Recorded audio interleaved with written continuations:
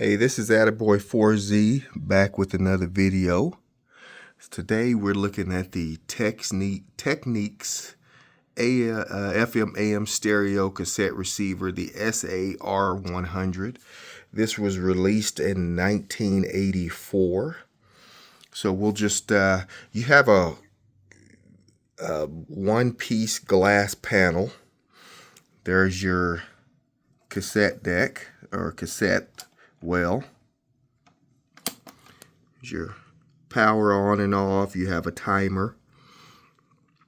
There's your tape counter. This is auto reverse,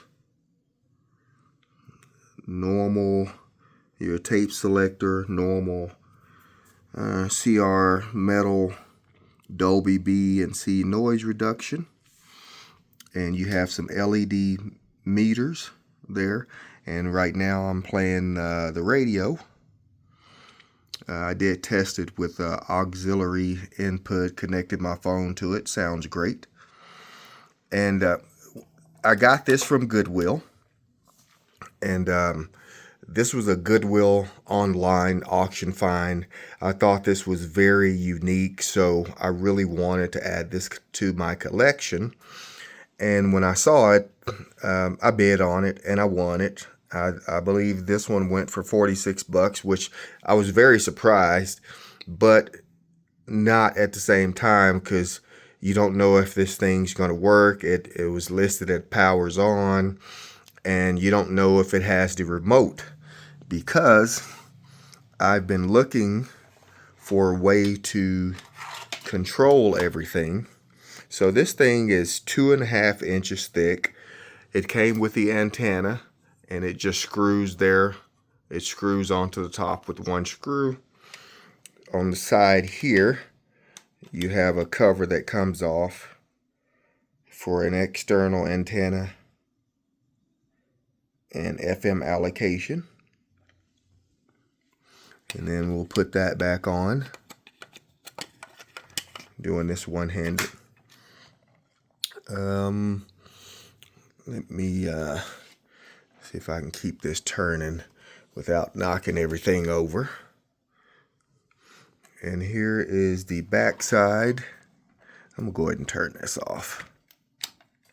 Okay.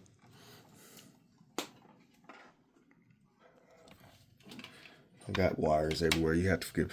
This is the back side. There's your left and right speaker. It has the locking type. And that's where the bar antenna connects, and it's held on by one screw there. And yeah, made in Japan. And if this is like all the other Technic gear I've had, it has a bunch of those blue Matsushita caps that are no good. Every Technics piece I've owned, I've opened it up and those caps were leaking. So this is your input side here. Let's see if I can get on there. I don't have a lot of light. You have your mic. Hold on. Let me get some light for you guys, because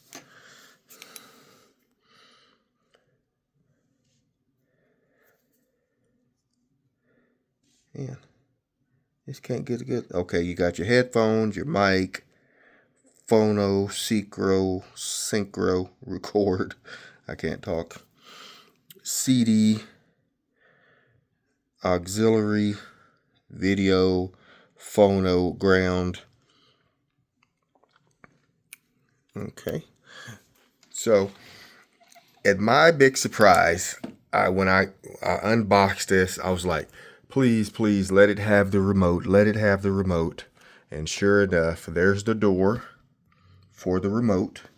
Down there at the bottom, it says beat proof. I have no idea what that is. A, B, and C. There's your Dolby noise selection, your tuning, memory, FM, and the remote control just pops out like that. And you have your loudness, bass, treble, mic mixing balance, and then your record level. And you have these two metal tabs there.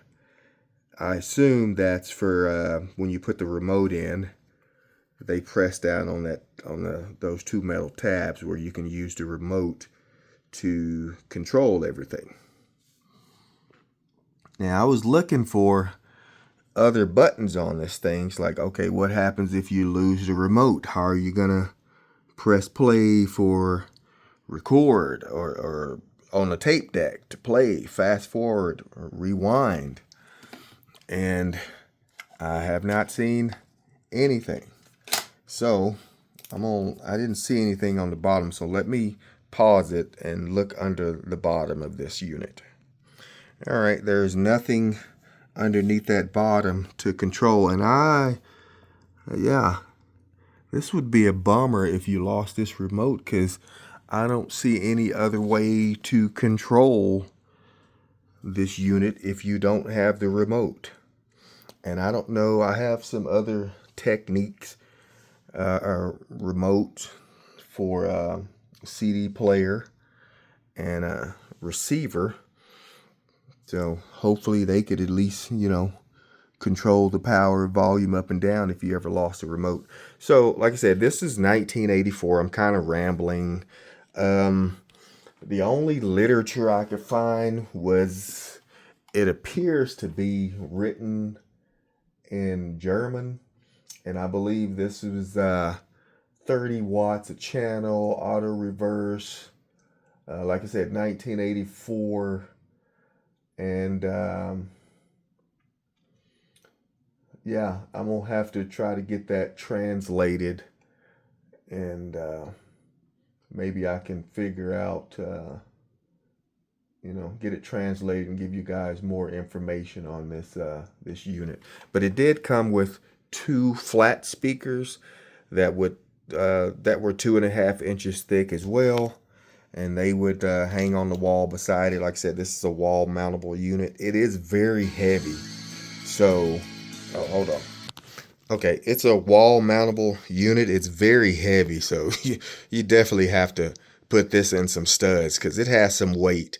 And the packing that they put it in, and when they shipped it to me, I was like, oh man, the box was barely bigger than the unit itself, but they had one small layer of the thin bubble wrap, and then they had it inside of another cardboard box, and then they put that cardboard box inside a cardboard box, like I said, just barely bigger than the unit.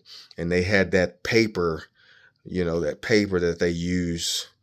So I'm just glad it arrived intact. Anyway, this video's getting long.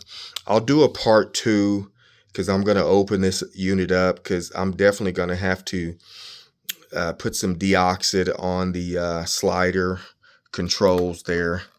Some deoxit 5 on all those sliders, and look at those capacitors, because like I said, I know it has a bunch of those Matsushita blue caps, because I can see some through the vents. And the last Technics tape deck from about 1980 that I serviced, all those caps were bad, leaking, way out of spec. So anyway, look for part 2 of this unit. I'm pretty stoked about this one. This is one I'm going to keep. So yeah, if you have any tips, tricks, comments, you own this unit, leave me a comment down below. Please like, share, and subscribe. Thank you.